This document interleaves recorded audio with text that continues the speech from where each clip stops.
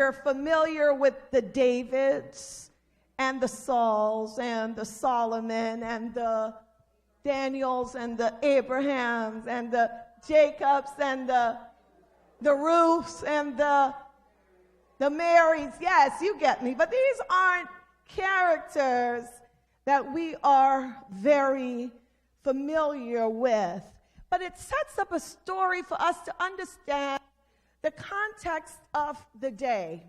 At this point within the story, the nation of Israel has been divided into two kingdoms: the kingdom of Judah and the kingdom of Israel. And this divided Israel has, each kingdom has its own king sitting on the throne. And here we see something very interesting taking place while the kingdom, see, David was the one that brought all the desperate tribes of Israel together and made it one nation, the nation of Israel. And then there was a period of division. Ultimately, Israel would be brought back together again as one nation. But in this story, we find that the nation has been divided. And we find a couple interesting characters in the story, 2 Kings. Did I miss it? Did I go somewhere?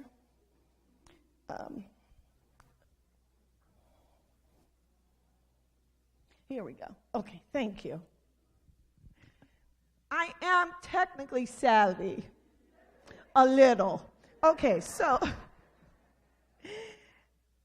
it introduces us first to this woman by the name of Athaliah or Athaliah, depending on how you want to pronounce it. She is the mother of Ahaziah. Now Ahaziah became king after his father Jehoram was killed. So Jehoram sits on the throne of Judah. This particular kingdom now, one of the two, was established, kept the establishment of David. And Jehoram sits on on the throne. He's a descendant of David, and he's the king of Judah.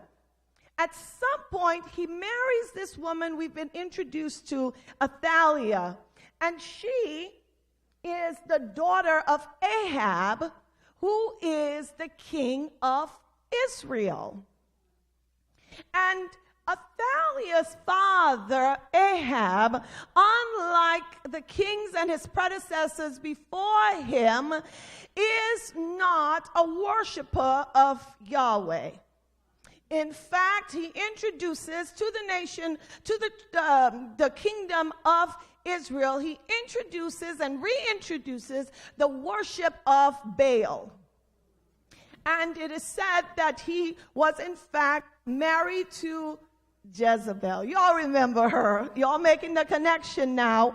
And Athaliah, some theologians agree, there may be some debate, that Athaliah is the daughter of Ahab and Jezebel. There is some question as to whether or not that is accurate, so I'm not going to state it as a fact. So with the marriage now, and Jehoram marries Athaliah as a treaty between Israel and Judah to end the conflict between those two kingdoms. So he takes her as his wife. And instead of him imposing upon her the true worship of Yahweh, she begins to tilt his heart towards the worship of Baal. Now, I want to also inject here that Jehoram, before he marries Athaliah, in order to secure his own position as king of Judah, he executes all 6 of his brothers. So this happens, yes. The Bible is filled with some interesting stories. But what happens along the way, we found, is that Jehoram and eventually Ahaziah, his son, were both killed by who would be the new ruler of Israel and restore the worship of Yahweh to Israel, King Jehu. So they put to death Jehoram as well as his son Ahaziah. How many of you are following me so far? So here we find the story. Now when Athaliah, the mother of Ahaziah, saw that her son was dead. So you understand the kingship, correct? Jehoram being a descendant of David, he became the king of Judah. His son then, after his death, Ahaziah became the king of Judah. So when Athaliah saw that now her son has been killed, she said, these men don't know what they're doing.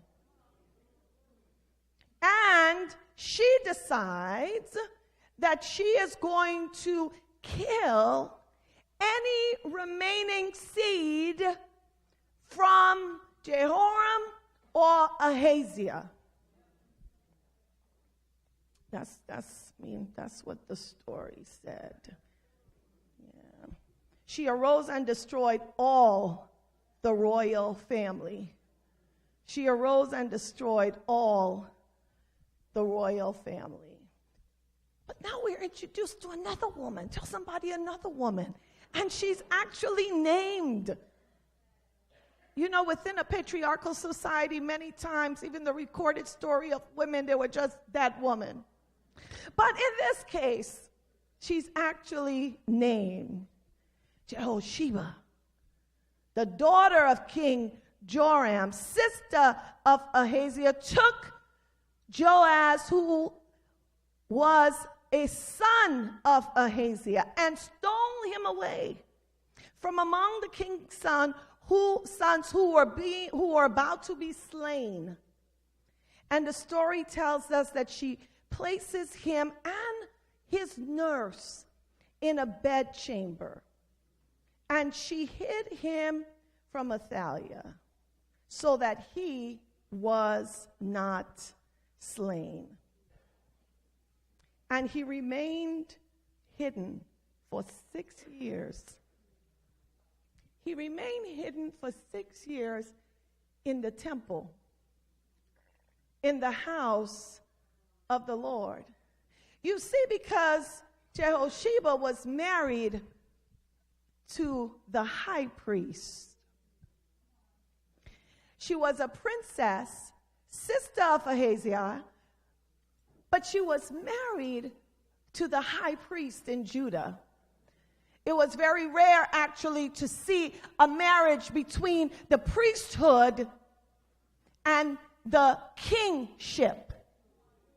It was very rare for those two things to take place. But this is on the rare occasion where you see one of the princesses of Judah married to the high priest of Judah. And so she hid him in the temple of the Lord. Tell somebody what a good hiding place. Yeah.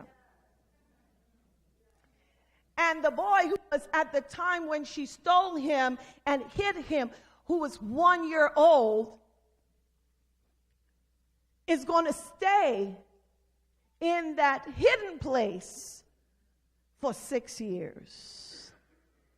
I want to introduce part of verse 4 to you, though, which wasn't read, because there is a but that comes up. It said, but in the 7th year, Jehoiada, who was the high priest, sent and brought the captains of the guards to come to the house of the Lord and to take out this boy called Joash. Tell somebody, but. I love this story. And I'm already kind of so excited about it because I know the story and I kind of know where we're going. So I'm filled with a bit of excitement about sharing this with you. So in the 7th year, which should infer to us that at that point, the boy who was in hiding can now take the throne. He couldn't take it at age 2. It wasn't allowed. It wasn't time. Tell somebody it wasn't time. He couldn't take it at age 3. He couldn't take it at age 4, 5, or 6. But in his 7th year, that number should ring something for you. I said, in the 7th year,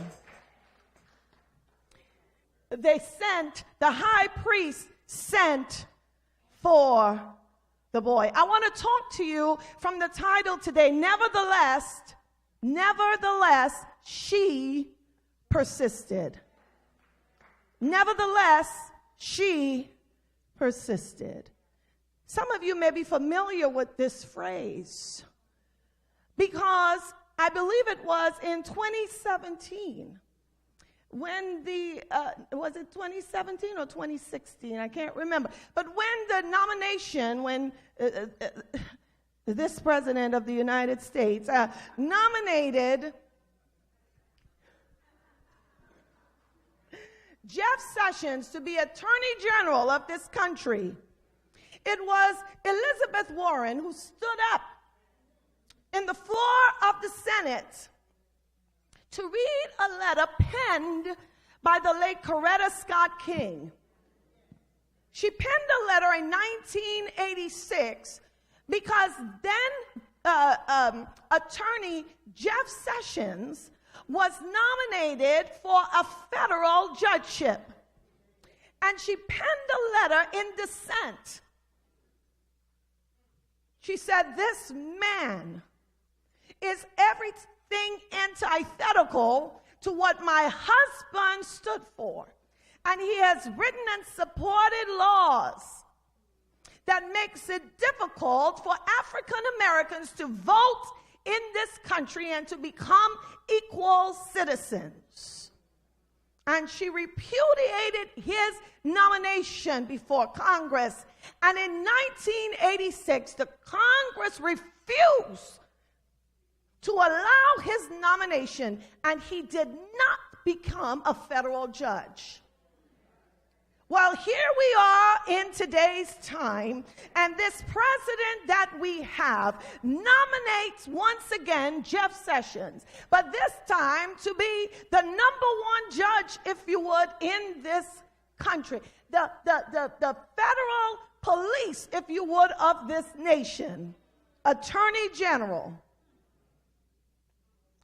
And Senator Elizabeth Warren picked up that letter, penned by Mrs. King, and began to read the letter on the floor of the Senate. And she was reading the letter. And I mean, if you all haven't seen it, you need to go and get that letter and read it. It's an absolutely powerful letter. And you see why Dr. King had to have that woman by his side. Penned that letter, and Senator Warren was reading that letter, and all of a sudden, the leader of the Senate, Mitch McConnell himself, you all know little Mitch McConnell himself,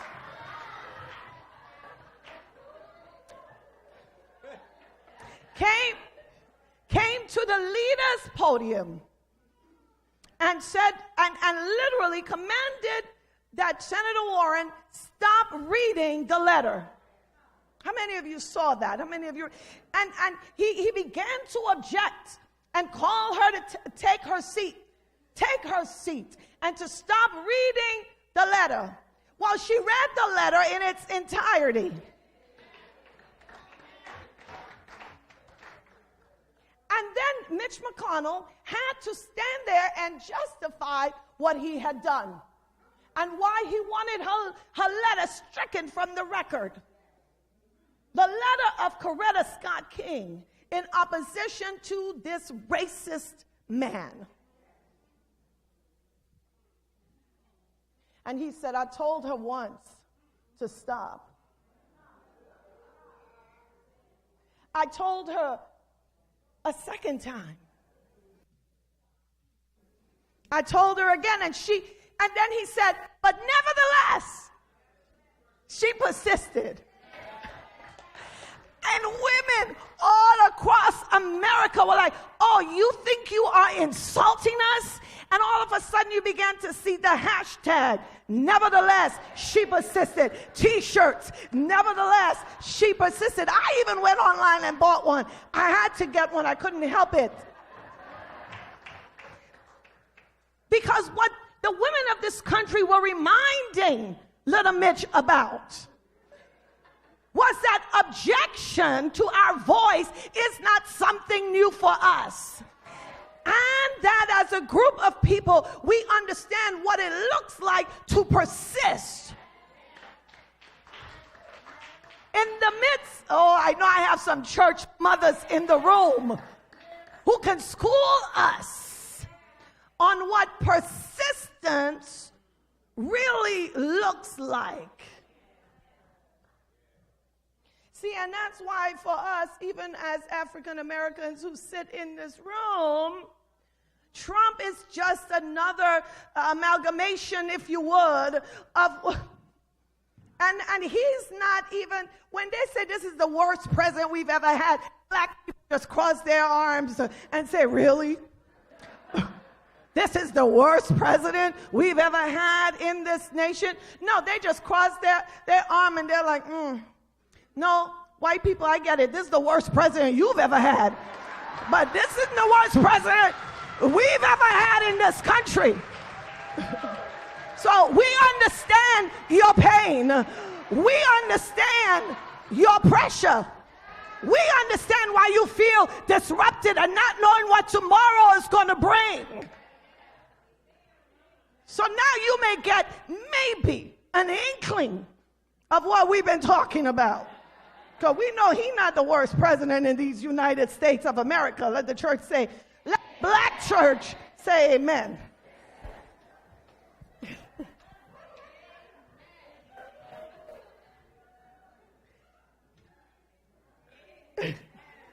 We even have a sign now, amen. So to persevere from the Latin, to persist, from the Latin, the word is persevere, which you've heard, right? To persist. It means to keep to a course of action in spite of the difficulty or lack of encouragement. To keep to a course of action in spite of the difficulty or lack of encouragement. Coretta Scott King persisted. Senator Warren on the floor, in spite of the difficulty and the lack of encouragement, persisted in making sure those words were heard. But there's also another meaning that's tied to the word persist in the Latin, something that we are also familiar with, a word we're familiar with. It's called preserve. So not only does it mean to keep to a course of action in spite of the difficulty or lack of encouragement, it means to preserve, to keep something alive or safe. So we persist, we persevere to preserve. We keep going, although it's difficult, although we don't have an amen corner, we keep going so that something can remain alive and in motion. Nevertheless, she persisted. Who is this woman, Jehoshaphat? Out of nowhere, she shows up. No history about her. Just this woman, a princess, decided that one of these boys were going to live so that the seed of the royal family, David's line and lineage, would not die with Athaliah. So in order to keep alive the royal seed, she stole him and hid him in the darkness of the chamber in the temple of the Lord. This woman, out of nowhere, her name, Jehoshaphat, in the Hebrew means Jehovah is an oath. In other words, Jehovah swore this.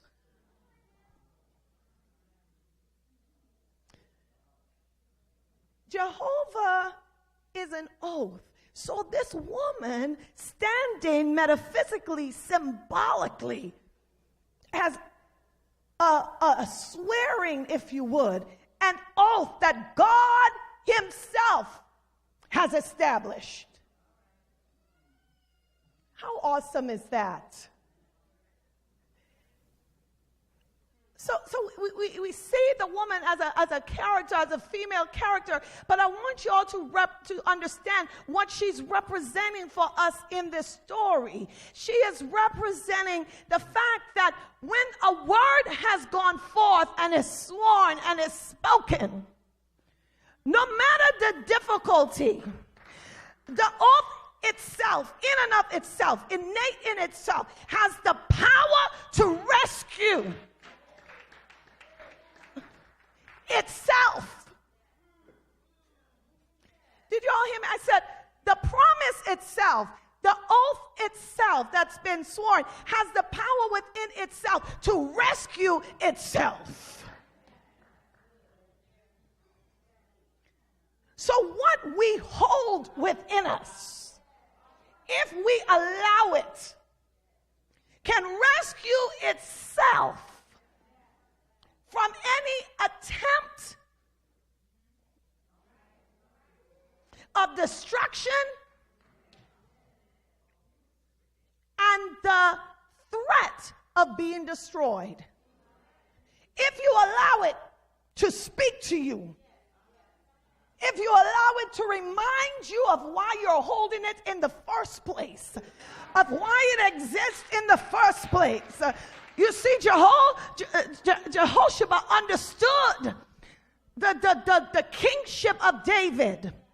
Now, we understand it from the prophetic sense because it was through the line and lineage of David that Jesus himself would come. I mean, we get it today, but all she had at that time was an understanding spoken to Abraham, Isaac, and Jacob. And coming through the line of David, there is no way this line, this royal seed, would not live. So she held the baby. Oh my God. She held the boy. How many of you are holding the promise that's been given to you? Now, I'm not even making this stuff up. Do you know what the word Joash, the boy that she saved, do you know what that word means in the Hebrew? I could not have put this together any better. It means given by Jehovah. Y'all can go look it up right now. Given by Jehovah. She took the boy, this gift of God, and she places him in the temple of God. For how many years? 6 years. He is 1 year old. And she hides him in the temple. Now, you understand this woman who is nothing. Princesses are really nothing. They were used. They were traded to establish peace, to bring families together. They didn't have any choice. She just, in and of herself, she didn't consult anyone else. She knew that this seed had to live. And she convinced her husband, the high priest, to risk his own life to hide this boy.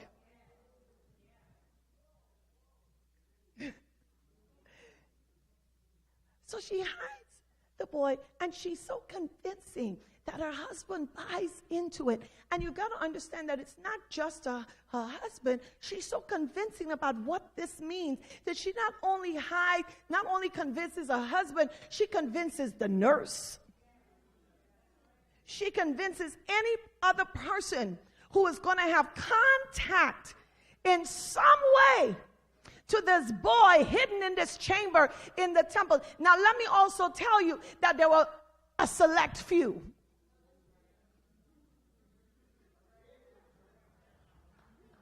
Because only a select few should get that close to the survival of your seed. I said only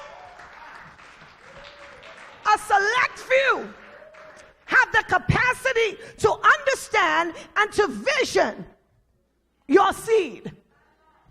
See, vision is the ability to see what is invisible to others. Only those with capacity, and it's a small number. And here he is, a little baby, the little boy, in this hiding place. How awesome is that? She hid the seed. She hid the promise in the dark.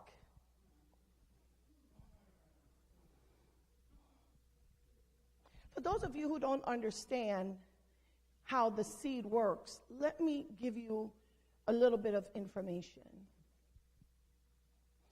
See, when we hear the scripture, unless a seed falls to the ground and dies, it has no life in it. So in order for the seed to have any value, it's got to go in the dirt.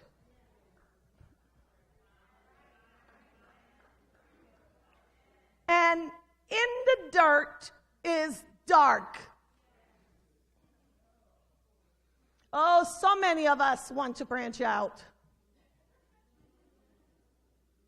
So many of us want to live in that unlimited abundance.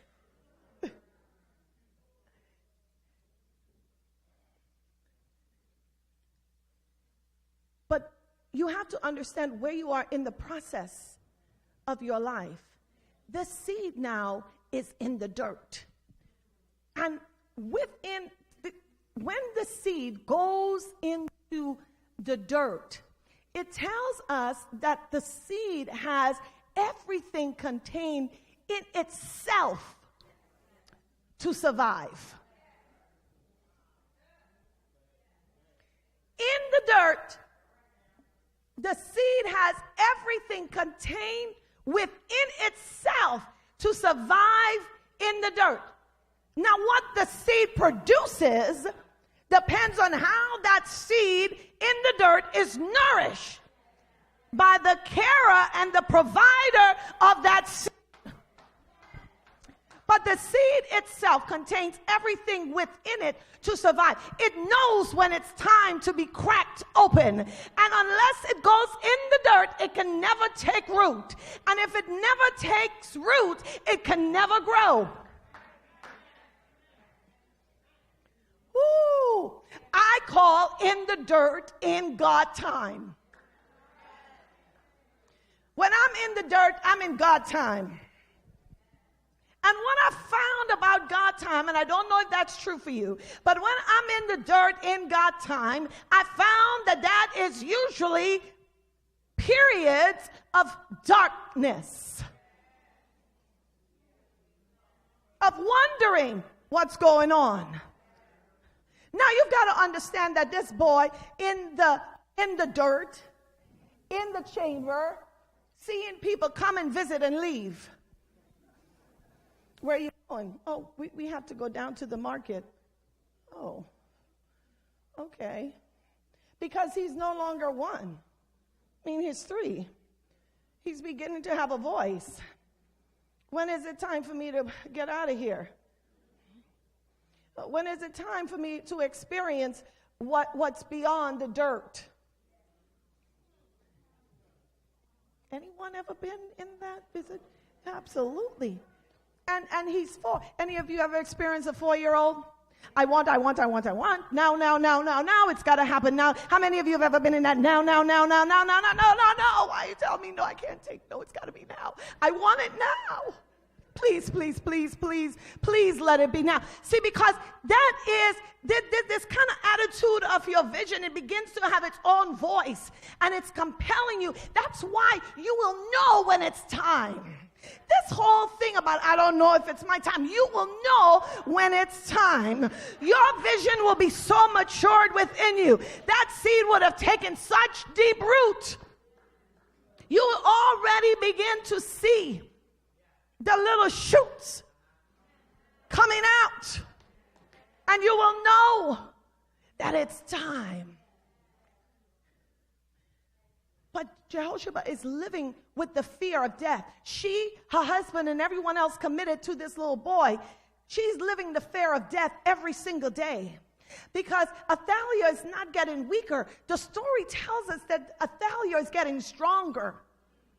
There's more conversions taking place. There's more Baal worship going on. Oh, you might think when you're in the dirt, things might be getting better. Looks like it's being prepared for you. No. In the midst of him hiding out and under 6 years of direct threat,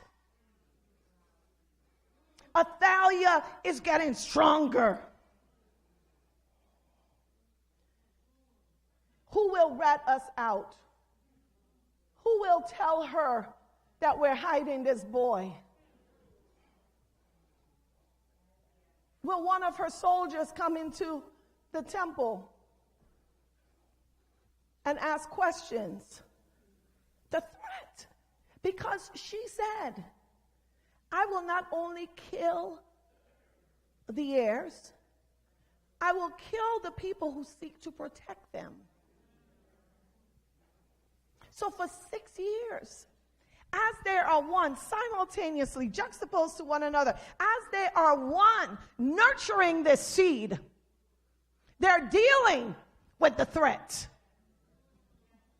Oh, how many of you have ever been straddling in that period of your life? Now, I know you've had a great weekend, but I'm bringing this full circle to you because you've got to understand where you are in the process of your evolution, in the process of your progression. So when the difficulties show up, when the lack of encouragement show up, I need you to declare this from the rooftop. Nevertheless, I persist. I am persisting. I will persevere because I've got to preserve this life.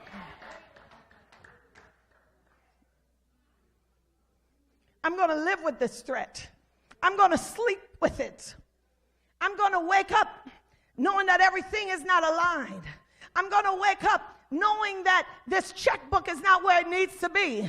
I'm going to wake up with that same doctor's report. Is somebody hearing me today? I'm going to wake up seeing my boss give the promotion to somebody else. But nevertheless, I'm going to because somebody swore an oath to me. This is the gift that's been given to me. My life is the gift.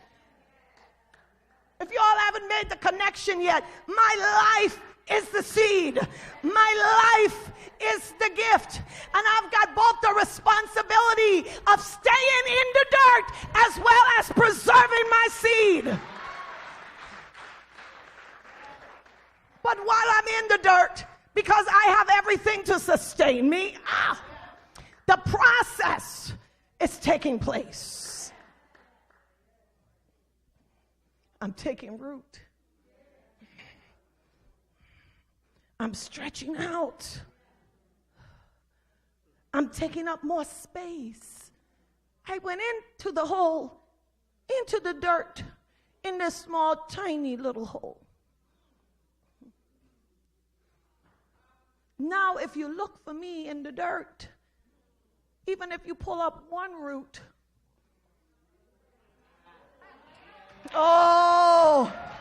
I've got multiple.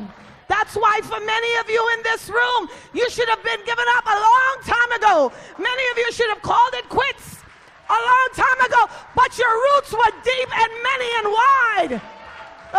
Don't curse the dirt. You are in the dirt. You are in God time.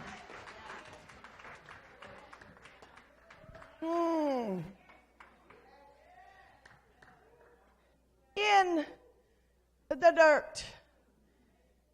Breaking through in the dirt to take root. I've come to understand that before every breakthrough, there is a breakdown. But I'm not scared of the breakdown. I understand it's part of my breakthrough process. And the seed is being broken down so that it can expand itself. See,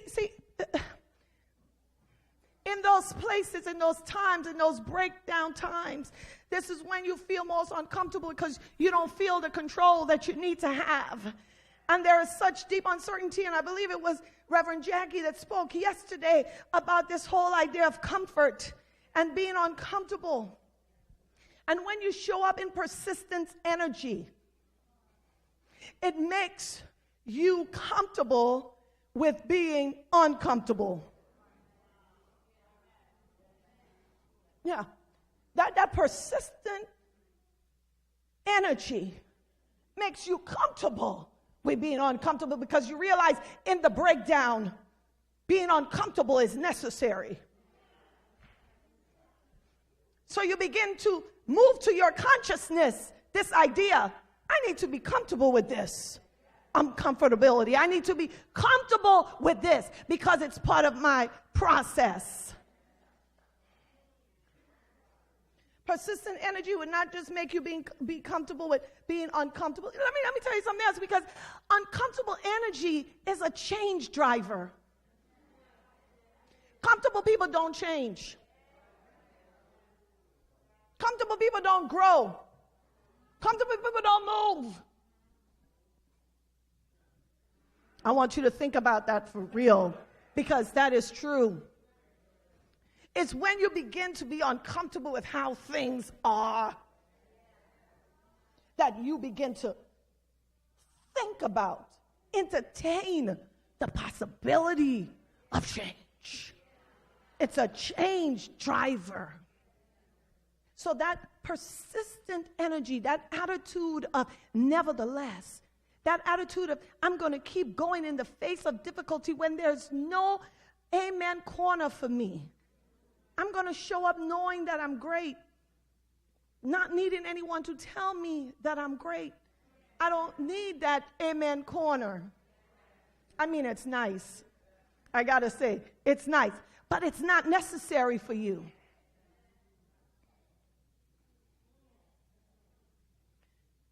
Persistent energy is a change.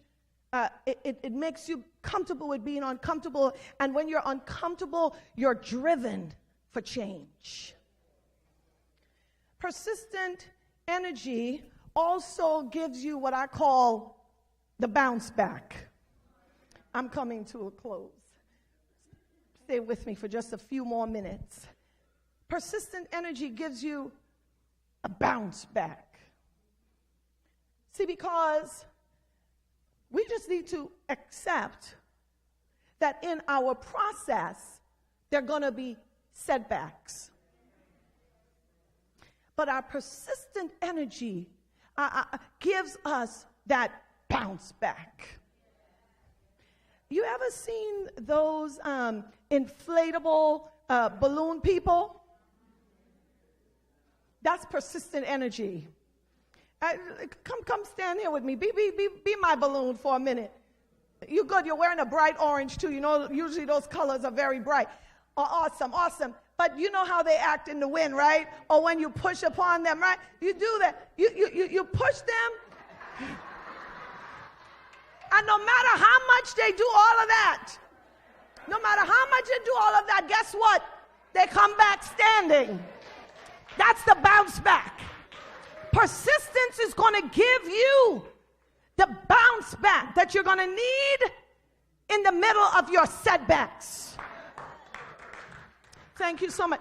And Jehoshaphat saw setbacks. She saw Athaliah's reign grow and no one challenging her. She saw her power expand. And in those setbacks, she had to keep bouncing back. Tell somebody, nevertheless. Come on, 3 people. Tell them, nevertheless, nevertheless. Nevertheless, nevertheless. Woo, nevertheless.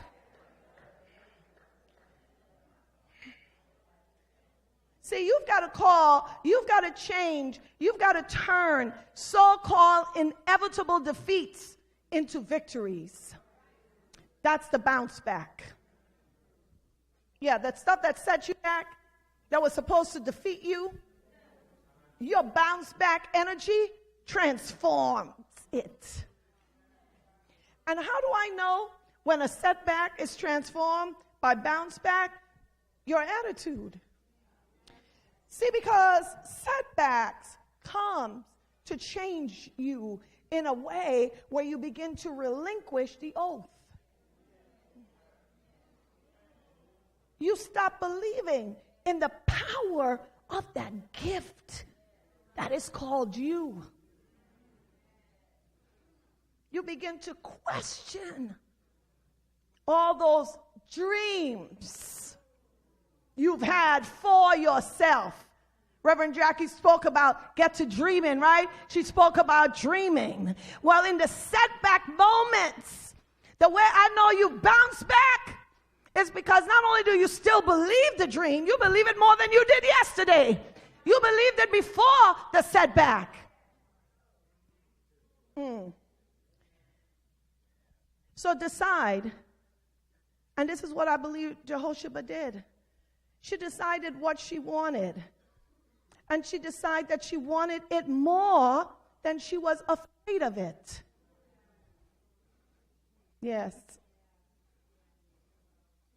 And when you realize that your life is the gift, and it is the oath that God has sworn to you, that you're going to live and bring forth who you are, then you're going to live up to who you are and not live down to your fears.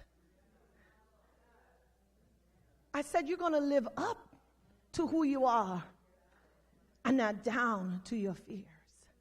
See, the only question in the equation is you. God's oath is consistent, regardless. So the question becomes, who am I going to convince myself that I am? Life is trying to tell you something about yourself. And you've got to make the decision as to who you are going to convince yourself that you are. God is consistent. Do you still believe in you? The life that's in you. I love this quote by Muhammad Ali. He said, impossible is not a fact. It is an opinion. He said, impossible is not a declaration. It is a dare. Persistence in the face of peril produces prominence. Stand with me because we're going to say together and you're going to take your seat real quick and I'm on 5 minutes and I'm done. Stand with me. I want you to say this. Say persistence in the face of peril produces prominence. Oh, we're going to say it one more time. Persistence in the face of peril produces prominence. Absolutely. Take your seat. Yes. Persistence in the face of peril produces prominence. Do you know what prominence means? It means to be made visible. And when you persist in a radical refusal to be anything less than who you are in the face of peril, it's going to produce visibility. Yes. You know, the reason many people are not impressed with their lives is that it hasn't been revealed. But you don't have to wait for a physical revelation of you to be impressed with the life that God has placed in you. How many women of vision do I have in the house today? How many men of vision do I have in the house today? That you can see what is invisible to other people. Nevertheless. Where else have we heard this? Nevertheless. You all know, you Bible people. You all remember the garden. Nevertheless. See, Jesus' victory, as much as we understand the cross, but where he succeeded, where he made his decision about who he was going to be in the dirt, was when he was in the darkness of Gethsemane. Because in that moment, he could have relinquished the promise. He could have broken his, come on with me, somebody. But he said, nevertheless. Nevertheless. And this woman says, Jehoshaphat, she said, I know what we're facing. I know what we're up against. But nevertheless, because I understand the life that's in me. You've got to have a radical refusal to quit on your, not to quit on yourself.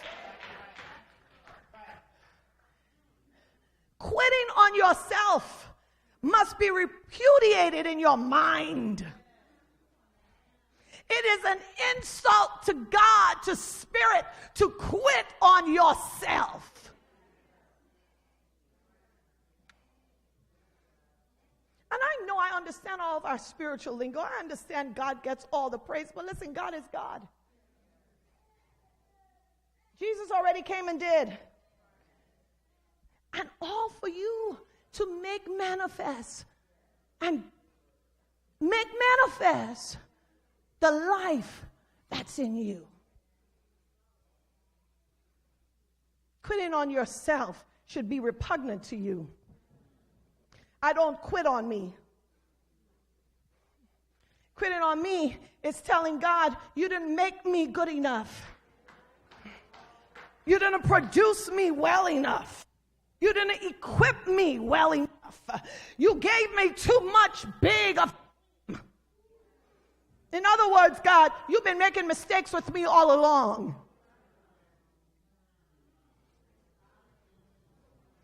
Put your hand on yourself, say, I don't quit on me. Come on, say it, say it, say it.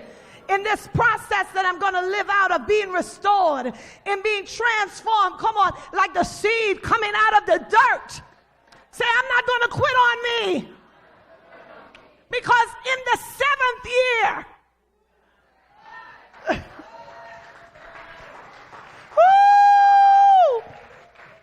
in the 7th year, when my roots run deep and I'm spread out and I'm ready to take on the next level of expression in the world.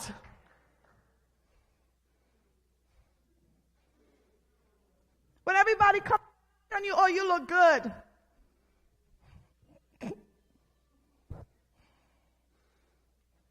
Those were the same voices who didn't tell you that when you were in the dirt.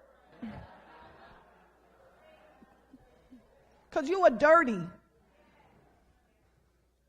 And you were in hiding. And all they saw was dry, parched soil. They couldn't see you. That's why you can't be too impressed with yourself. You can't let people give you a big head. Many people get a big head, you know, when people start telling them how great they are. Yeah, success can mess you up. You're not moved whether or not you're in the dirt or out the dirt. You don't move by what they say when you're in the dirt, and you're not moved by what they say when you're outside the dirt. Because you realize at any point in your process, you may have to be back in the dirt again.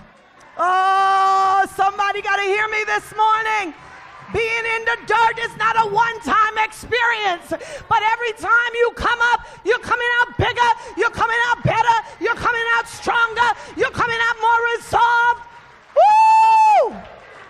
More people will see you, more people will feel you. In the 7th year, he called, the high priest called a group of his trusted people together, brought them into the room, and said, I have something to show you. They had no idea. They had no idea this was happening. They had no idea that a seed was preserved. For them, their generation, their legacy was all going to die when they died out. They said, come, I have something to show you.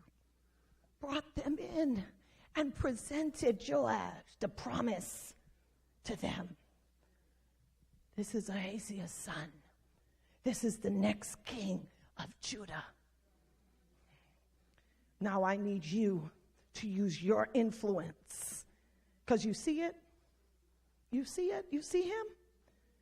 I want you now to go use your influence and prepare for him to take the throne. We call that in today's time, they were getting ready for a coup. Read the story, it's quite interesting. So they set up a coup to take the throne back. And by the time she heard about the rebellion, the coup that was taking place, she could not, Athaliah, she could not stop it. It was too far in its progression. Oh, yeah. By the time, see, when stop you when you begin to reveal yourself. See, by the time you come out of the dirt, honey, it's too late. You should have gotten me when I was in the dark. You should have taken me out when I was in the dirt. But I've learned too much in the dirt. I've become too big in the dirt. It's too late. Here to take over. Oh my God. I'm here to take over. Do I have some women in the room who's going to stand with me and declare, nevertheless, as it pertains to my life, it pertains to the gift of God within me, I persist. It's okay. I'll cry with you in year 2. I'll weep with you in year 3. I'll rub your back in year 4. Oh my God. I'll bring you some extra candles in year 5. But you're coming out of this.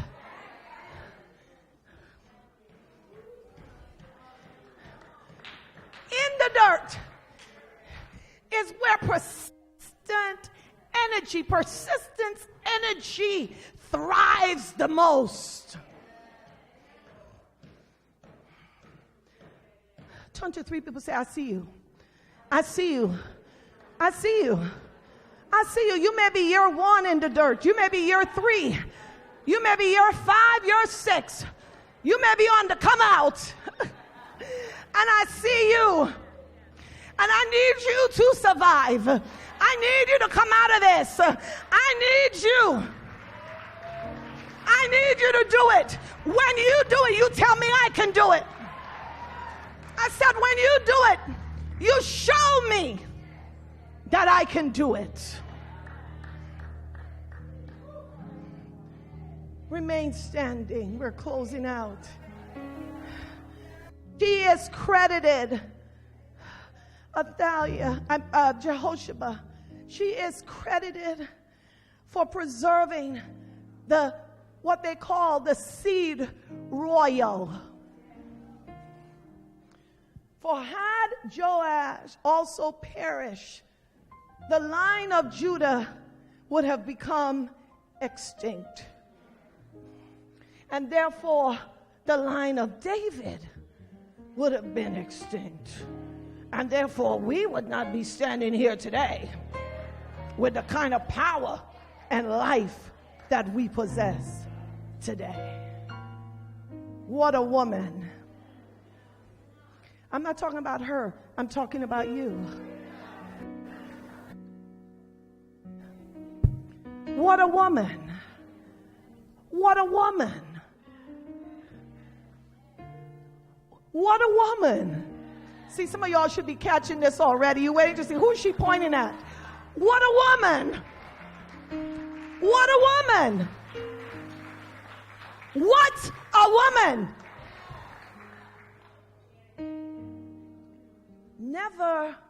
Nevertheless, this kind of woman will persist. So as you walk out your restoration in this period of your life, I want you to embrace that energy of persisting. Persist in the face of difficulty, in the lack of support, in the lack of acclamation and affirmation, to preserve your life.